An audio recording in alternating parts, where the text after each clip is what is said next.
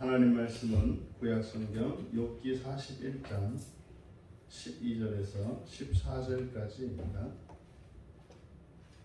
우리가 참 목소리로 함께 읽겠습니다. 내가 그것의 지체와 그것의 큰 용맹과 늠름한 체구에 대하여 잠잠하지 아니하리라. 누가 그것의 겉가죽을 벗기겠으며 그것에게 겹재가를 물릴 수 있겠느냐? 누가 그것의 턱을 벌릴 수 있겠느냐? 그의 둥근 이틀은 심히 두렵구나. 아멘. 우리의 거짓과 진실이라는 제목으로 말씀의 은혜를 나누고자 합니다. 이제 12절에 내가 그것의 지체와 그것의 큰 용맹과 늠름한 체구에 대하여 잠잠하지 아니하리라. 이렇게 되어 있습니다만 여기도 본문을 그대로 직역을 하면 내가 그것의 지체와 그리고 지금 여기 큰 용맹이라고 이렇게 이제 번역이 되어 있는데 큰 용맹, 크다라고 이제 번역한 말이 따바르입니다. 따바르는 말이죠, 말이고 용맹이라고 번역한 게브라, 이것은 힘이나 권력, 권세 이것을 의미합니다. 그러니까 큰 용맹이라고 번역한 것은 말의 권세 또는 권세의 말 이런 식이 되거든요. 권세의 말과 그리고 늠름한 체구라고 이제 번역을 했는데 늠름하다라고 번역한 이게 힘이라는 말인데 늠름하면 이렇게 힘이 있고 당당하고 씩씩한 이런 의미지 않습니까? 그런데 이 힘의 원래적인 의미는 그냥 우아한 이런 뜻입니다. 우아한. 그래서 웅장하고 이렇게 근육질 있고 큰 이런 것이기보다는 아름다움을 나타내는 말이거든요. 그 형용사로서 우아한 이런 말이고, 그다음에 체구라고 번역한 말이 에레크라는 말인데 이 에레크는 잘 정돈된 걸 말합니다. 정돈 또는 줄 또는 평가 이런 사전적인 의미를 가지고 있는데, 그래서 이거를 큰 늠름한 체구 이렇게 번역을 했는데, 늠름한 체구라고 하는 것은 이제 그대로 하면은 그 가치 평가의 우아함 이런 뜻입니다. 그러니까 아름다움이죠. 아름답다는 평가를 말하는 거예요. 아름답다는 평가. 그러니까 내용인즉슨 그것의 지체, 신체 일부를 말하죠. 그리고 권세의 말, 그리고 그것의 가치 평가의 아름다움에 대하여 잠잠하지 아니하리라 이렇게 되는데, 여기도 마찬가지 희필령이기 때문에 내가 너에게 시키지 않았다 이런 뜻이거든요. 근데 여기 사용된 동사가 하라시라는 말이에요. 하라시가 새긴다라는 뜻입니다. 새기다. 근데 이게 이제 마음에 새기면 말하지 않는 게 되잖아요. 그래서 잠잠하다, 침묵하다 이런 의미를 가지기도 합니다. 그러면 12절이 의도하는 바는 그런 겁니다.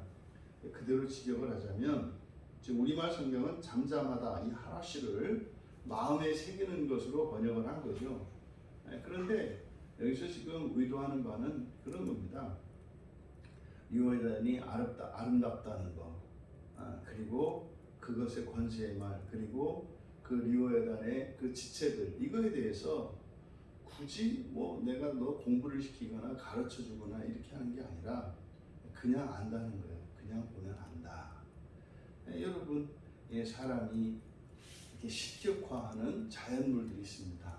이제 오늘 이제 새벽까지 지금 떠 있는 이 달이 14년 있어야 볼 수 있는 달이라면서요. 그러니까 지구와 가장 가까이 있는 때랍니다. 지금 그래서 슈퍼 블루문이다 그래가지고 이렇게 봐도 달라요. 오늘 밤에 어젯밤에 뜬 이 달이 다른 때와는 다르다는 것을 알아요. 그래서 지금은 과학적인 관측 장비들이나 과학 기술이 발달을 해서 이제 거리를 계산하고 왜 이렇게 큰지, 그래서 1년에 어떤 시기 이렇게 되는지 이거를 이제 설명할 수 있습니다만, 뭐 옛날에도 이런 슈퍼문이 딱 뜨면은 아는 거예요. 왜? 보면 다르거든요. 아, 오늘은 좀 달이 다르지 않아? 그러게 특별한 날인 것 같아. 그래서 이럴 때 이제 아이가 태어나면 거기서 이제 신화 같은 게 생기는 거예요. 네가 태어나는 날은 뭐 달도 놀래가지고 그날은 유난히 달이 막 컸는데 뭐 이러는 거죠. 너는 크게 될 거야. 뭐 이제 그럼 이 사람이 왕이 되거나 그 신화가 나타나는 거예요. 태어나는 날 하늘에 그냥 천사들이 나타나가지고 달까지 확 밝히고 뭐 이런 거거든요. 그러니까 이게 무슨 누구 가르쳐줘야 하는 게 아니라 그냥 선언적으로 그냥 안단 말이에요. 경험되는 거. 그리고 우리들이 딱 보면 아는 거 있잖아요. 뭐 어떤 과일을 본다든지 전문가들은 이렇게 보면 알잖아요. 이렇게 아, 저는 맛있겠다, 맛없겠다, 뭐 이런 거 아는 거. 이런 겁니다. 그러니까 본능적으로 아는 거. 지금 12절이 그걸 말하는 겁니다. 그러니까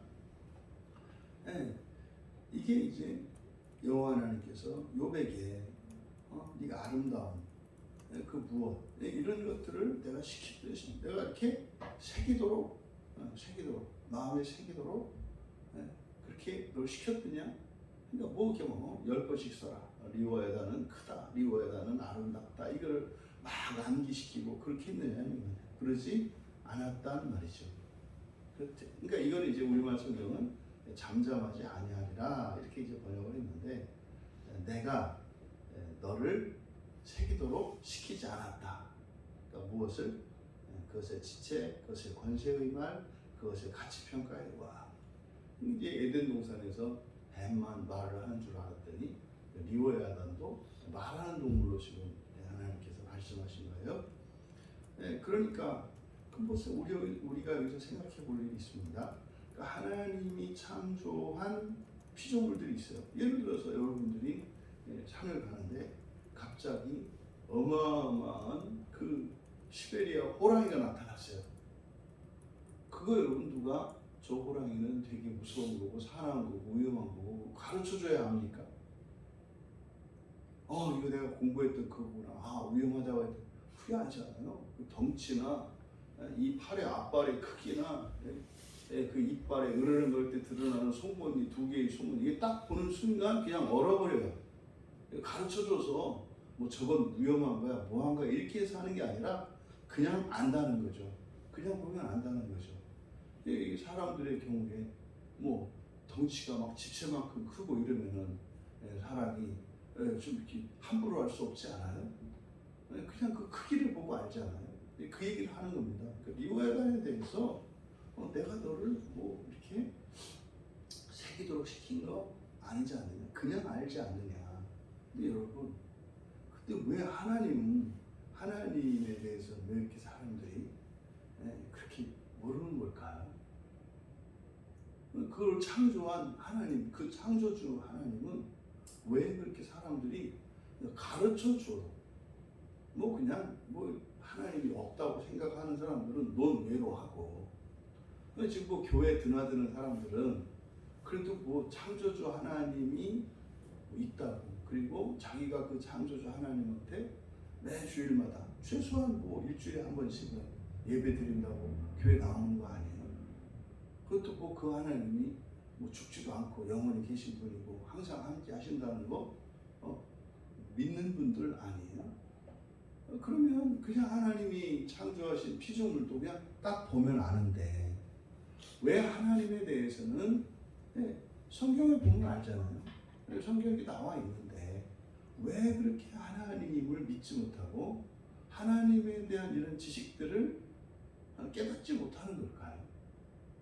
그러니까 이게 이상한 거예요. 이렇게 꼭 오늘 뜬 달을 봐도 야, 예사롭지 않다 이렇게 아는데, 하나님을 믿고 그뿐입니까? 예수를 믿는다고 하는 그리스도인들이 어떻게 그렇게 하나님을 모를까? 하나님을 모를까? 그러니까 이게 의아한 거예요. 그러게. 아니 우리가 살면서 제약가림은 다 하지 않습니까? 피해야 할 것을 피하고 해야 할 것을 하고 뭐 이렇게 제약가림을 하면서 살아가는데 어떻게 하나님에 대해서는 그러지 못하는 걸까? 좀 생각해 볼 일인 것 같아요. 이어 13절에 누가 그것의 겉가죽을 벗기겠으며 그것에게 겹재갈을 물릴 수 있겠는가? 이거 험악한 얘기죠. 그래서 이제 겉가죽이라고 이제 번역이 됐는데, 이게 이제 겉가죽이라고 하면 그냥 가죽을 말하는 거잖아요.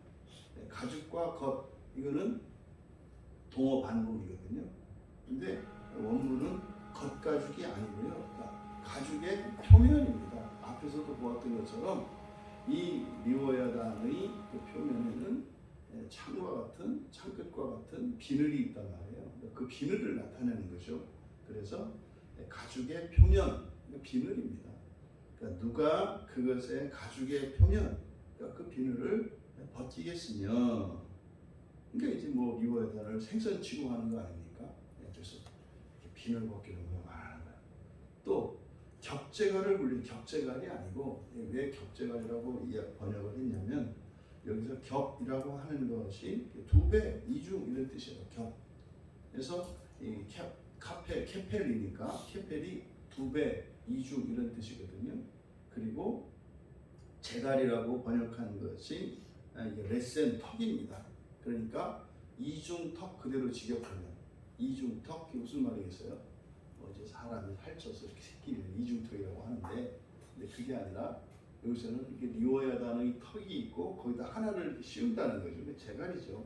재갈 물린다는 거. 그래서 두 배의 턱, 그러니까 재갈을 말합니다. 이게 요즘에도 큰 개들, 뭐 이렇게 대형견들 같은 경우는 꼭 입에 재갈을 물리게 돼 있잖아요. 공격하지 못하도록.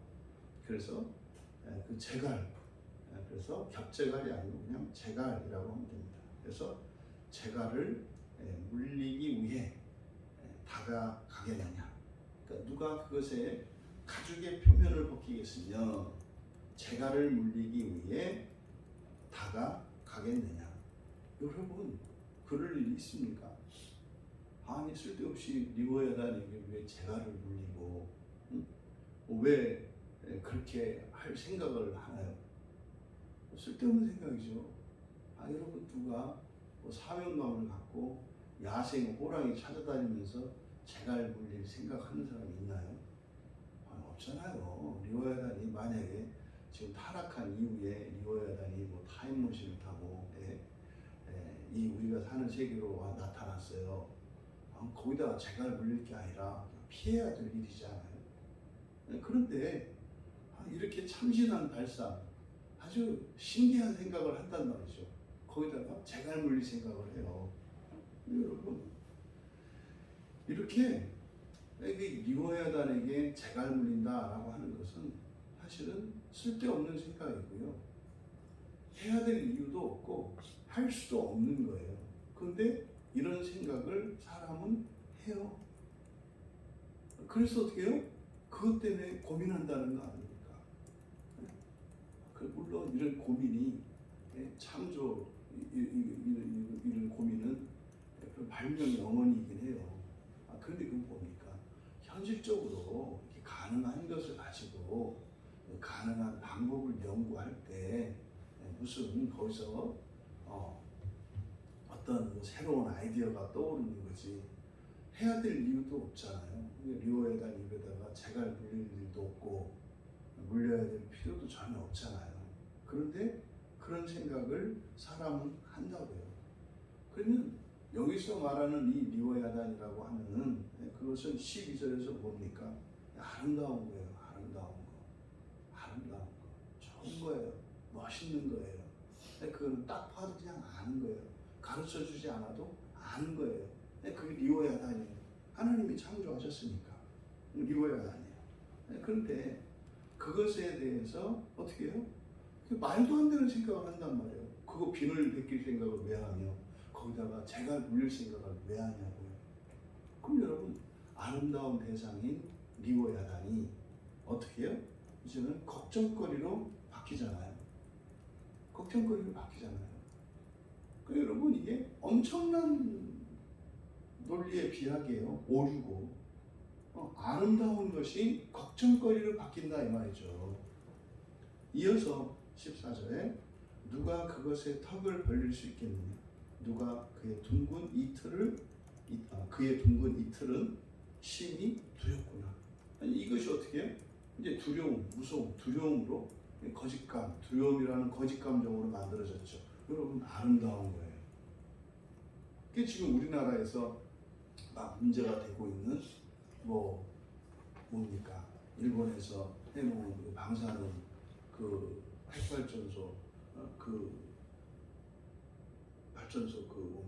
오염수 그거를 지금 배출해가지고 지금 물고기를 먹으면 마치 죽을 것처럼 막 이런 소문이 있고, 그러니까 또 어떤 사람들은 잘됐다, 이참에 아주 지금 핵값이 말할 수 없을 정도로 막 반토막 이상 떨어졌으니까 이럴 때 기회다, 실컷 먹자. 지금 막 먹는 사람들이 있거든요. 근데 지금 또 이제 막 대접도 받지 않아요. 선녀 안 올 때 가면, 이게 제가 고등학교 2학년 때인가 그때가 79년인가 제 기억으로는 고2 때 같아요. 그러니까 그때 79년에 우리나라에 그 돼지고기 파동이 있었어요. 돼지고기 파동이 있어서 그 돼지고기 먹으면 안 된다고 막 그래가지고 거기에 무슨 이렇게 병균인지 먹으면은 식중독인지 걸린다고 이제 막 해가지고 매일 뉴스에서 나오고 난리가 나던 적이 있었어요. 그래가지고 그때 막 그 삼겹살 값이 어마어마하게 쌌습니다. 그래서 제가 그 대전에서 하숙할 때 그때 고기를 실컷 먹었던 생각이 나요. 아주 그 아주머니가 그랬거든요. 야, 잘됐다. 이번에 아주 돼지고기 값 싸가지고 맨날 계속 막 삼겹살 갖다 구워 먹고 그랬던 생각 나거든요. 그때 사람들이 무서워가지고 막 못 먹었다고요. 실컷 먹었죠, 싼 값에. 이런 거예요. 여러분, 실제와 우리의 거짓 감정으로 인해서 이게 왜곡돼 버리면은 이 사실과 진실이 달라요, 우리에게. 근데 사실은 뭐가 진짜고 뭐가 가짜인지 이거를 사람들이 파악하지 못하고 있단 말이에요. 그러니까 사람들에게서 들려오는 말과 실제 사실이 일치하지 않거든요. 여러분, 사실을 요즘에는 그 방송국에서 결정하는 시대잖아요. 텔레비전이나 유튜브나 언론이나 이런 데서 나오면 그게 사실로 사람들에게 인식되는 시대잖아요. 그러니까 그 이전에는 거수를 결정했단 말이에요. 이렇게 많은 사람이 손을 들면 그게 사실로 받아들여요. 이게 다수결의 원칙이잖아요. 그러니까 이거는 민주주의도 아니고 뭣도 아니에요. 이게 괴물이에요, 괴물. 이게 많은 사람들이 지지하면 그게 옳은 것이다라고 하는 말도 안 되는 거짓말. 말도 안 되는 거짓말. 그러다가 이제는 다수도 아니고 이렇게 법을 아는 사람들, 아니면은 사람들에게 인지도가 있는 유명인들, 이 사람들의 말에 권위를 줘서 그 사람들의 말이 사실인 것처럼. 여러분, 이렇게 지금 세상이 변해가는 것을 여러분들이 이렇게 인식하고 알아차릴 수가 있어야 돼요. 그러니까요, 사실과 거짓이 구분이 안 돼요. 혼동이 된다고요. 그러니까 뭐가 사실인지, 그러니까 뭐가 진실인지, 뭐가 거짓인지, 여러분, 이게 구분이 안 돼요. 심지어 우리 자신이 그래서 정신 차리고 생각을 하지 않고 살아가면 거짓을 진실로 알고 진실을 거짓으로 알고 살아가는 거. 여러분, 지금 우리 기독교 안에 우리 교인들 지금 많이 어려움 겪고 있잖아요. 성경 때문에. 그럼 성경 말씀이 이렇게 되어 있으면 성경이 참과 거짓에 대한 기준이 되는 거 아니에요? 그런데 교회 안에도 이렇게 다수결에 의해서 참과 거짓을 결정하려고 하고, 심지어는 이렇게 사람들에게 잘 알려진 이런 사람들에 의해서 이게 진짜 참 거짓을 판단하려고 하는, 똑같지 않아요. 교회 안에서 지금 성경 진리에 대해서 대한 우리의 태도나 우리가 어떻게 그것을 참과 거짓을 결정하는 것과 교회 밖에 사회에서 진실과 거짓을 결정하는 방식이 똑같지 않아요? 여러분, 그러니까 우리의 삶 속에 이거는 사실은 더 축소시키면 내 안에 이러한 잘못된 기준과 이런 판단의 오류들이 나에게 있다는 사실이에요. 거짓을 진짜로 알고 진짜를 거짓으로 아는 이런 일들이 내 안에서 일어나요. 그리고 우리 기독교 안에서도 일어나고 사회에서도 일어난다는 거죠. 그게 뭐예요? 거짓 감정이에요. 결국 이 무서움, 두려움이라고 하는 거짓 감정으로 인해서 두려움이 딱 생기니까 리워야단의 그 턱을 보기만 해도 공포스러워요. 또 리워야단의 그 크기를 보니까 야, 저 발에 깔리면 죽겠구나. 야, 저 비늘에 스치기만 해도 내 살점이 찢겨나겠구나. 그러니까 이건 말도 안 되는 상상을 해나가는 거예요. 근데요, 원래 그 리워야단은 앞에서 뭐라고 했습니까? 잔인하거나 포악하지 않다. 덤빌 일이 없다고요. 사람에게 해를 끼칠 일이 없다고요. 여러분, 덩치 큰 사람들이라고 해서 다 사납고 거친 거 아니에요. 대체적으로 덩치 클수록 순할 가능성이 많아요. 일반적으로 덩치와 사나움은 반비례하는 경우가 대부분이에요. 이게 보기에는 말 않고 이렇게 쓰면 우락부락합니다만 덩치 큰 사람들 치고 쑥매가 아니고 순하지 않은 사람이 별로 없어요. 덩치 큰 사람은 자기 덩치 보고 기가 죽어서 그런지 되게 순해요. 되게. 근데 어떻게 해요? 마르고 말이죠. 작고 베레베레하자. 이 사람들이 독해요. 절대 포기 안 하고 뭐 이렇게 있거든요. 그러니까 보는 것과 실제는 많은 차이가 있을 수 있다. 근데 심지어 여기서는 어때요? 그 아름다운 리워야단을 두려워하고 공포를 느끼고 그래서 그것 때문에 쓸데없는 할 필요도 없는 그런 걱정을 하며 사람들이 살아가요. 욕을 얘기하는 거예요. 욕을. 우리를 얘기를 하는 거예요. 우리를. 여러분 여기서 그 리워야단이 뭐겠습니까? 실제로 하나님이 창조한 리워야단 너 그래. 근데 우리는 리워야단도 아니야 사실은. 가짜 리워야단. 이거 뭡니까? 여러분이 두려워하는 거, 여러분이 싫어하는 거. 가짜 리워야단이 있어요. 그러니까 사실은 그렇게 싫어할 것도 없고 그렇게 두려워할 필요도 없고 그렇게 걱정할 필요도 없는 건데 나에게는 그게 뭘로 느껴지는 거예요? 두려운 리워야단처럼 느껴지는 거예요. 여러분 어제도 앞에 우리가 정체성에 대해서 이야기를 했습니다만 이제는 우리의 밖에 있는 대상들에 대한 거예요. 대상과 어떠한 사건과 일들에 대해서 그것이 나에게 참으로 유익하고 또 그 일 자체가 나에게 선하고 그리고 정말 아름다운 일임에도 불구하고 그것이 오히려 나에게 고통을 주고 혐오스럽고 두려움을 일으키는 일로 착각한단 말이죠. 아니 그런 거예요. 직장인들이 월요병 같은 거 아니에요? 여러분 직장인이 직장을 가지게 된 것, 그래서 자기의 맡은 일이 있는 것, 이거는 훌륭한 일 아닙니까? 좋은 일 아닙니까? 그런데요, 월요일 아침에 그것 때문에 막 그냥 세상에서 가장 불행한 사람처럼 착각하는 일이에요. 그 사람에게는 직장이 미워야다는 거죠. 이게 미워야다는 거죠. 아니 다른 사람은 취직을 못해서 걱정이 난리인데 말이죠. 그 좋은 직장을 다니고 있으면서 그것 때문에 왜 그렇게 불행하냐 말이에요. 맨날 회사에 가. 이게 가짜 리워야단이잖아요.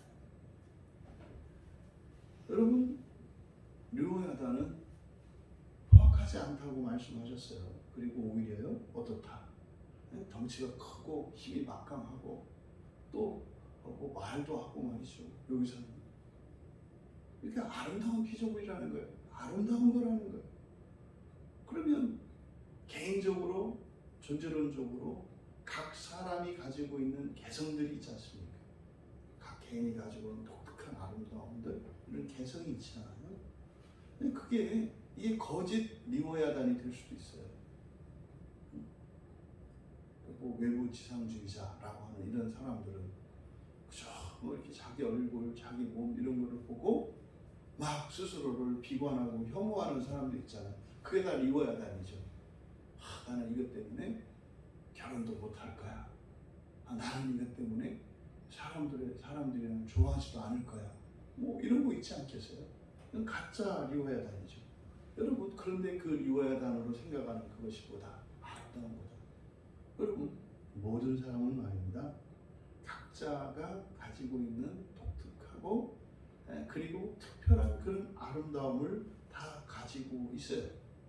그런데 사람이 또는 세상에서 인위적인 어떤 기준을 만들어서 제시합니다. 근데 그 기준은 누군가의 입맛에 맞는 그런 상대적인 기준이에요. 또 변하는 기준이에요. 그렇지 않아요? 저 어렸을 때는 키 작은 게 좋은 거였거든요. 저 어렸을 때 같은 경우는 키 크면은 뭐 실속도 없고 뭐 이렇게 개가 없는 뭐 그런 사람으로 알았어요.